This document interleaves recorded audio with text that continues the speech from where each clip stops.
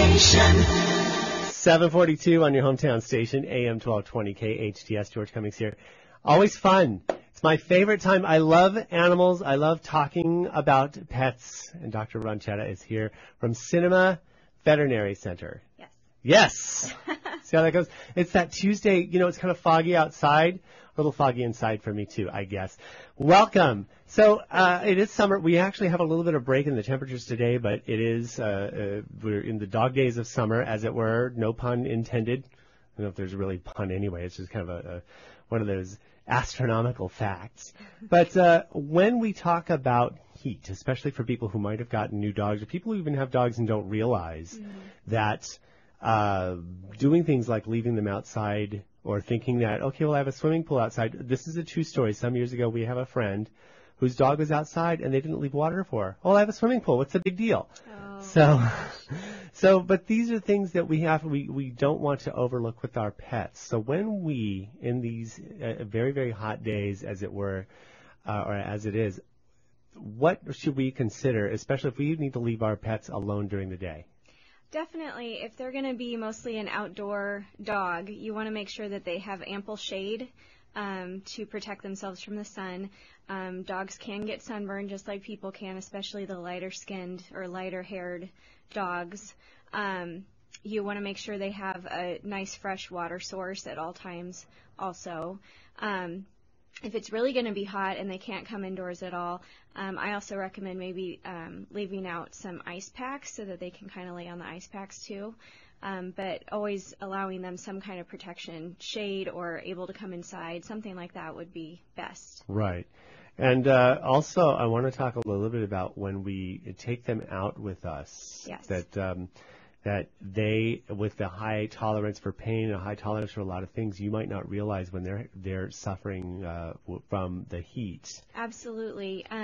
When walking them, you want to make sure you're walking them in the cooler times of the day, early morning or into the evening when it's cooler, especially the pavement, because they can burn the pads of their feet.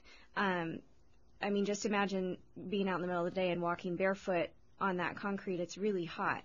And they so can't say ouch, ouch, too. ouch, ouch, ouch. Exactly. They'll just suck it up usually, or they'll try to walk on the grass. Exactly. Also, though, from an exertion standpoint, and here's another. I have all kinds of wonderful stories. Not really wonderful in this case. Someone that I knew some years ago used to go.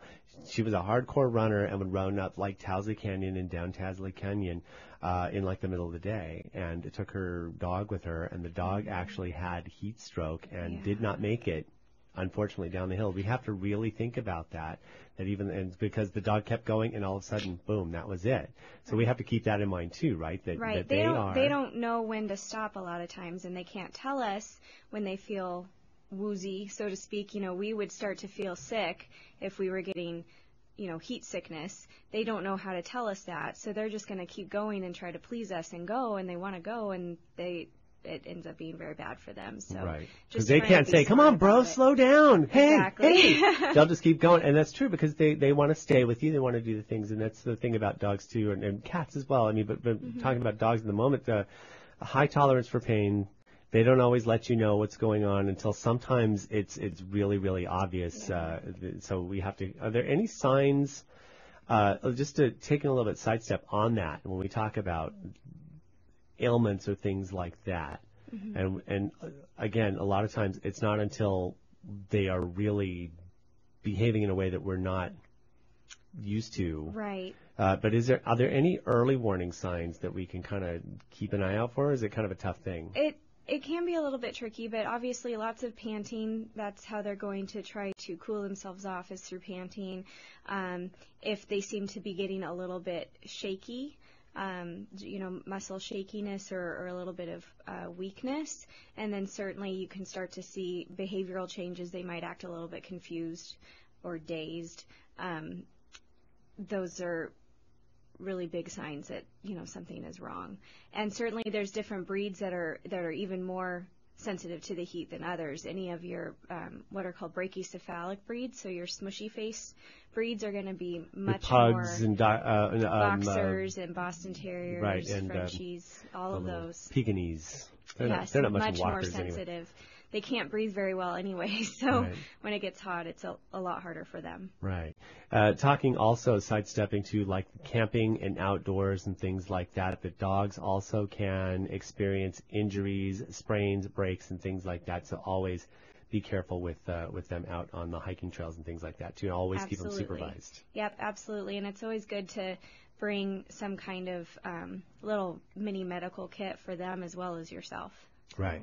And also, it is rattlesnake season still, and even though people can get the vaccine, that does not mean that if your dog is bitten by a rattlesnake that you don't have to take them to the vet, correct? Correct. Absolutely correct. What it basically does is helps buy you time to get the help that you need. And if they are up to date with their vaccinations, their rattlesnake vaccinations, it should help to minimize the signs and help increase their chances of survival. But it absolutely doesn't take the place of emergency care. Outstanding. So that is very important.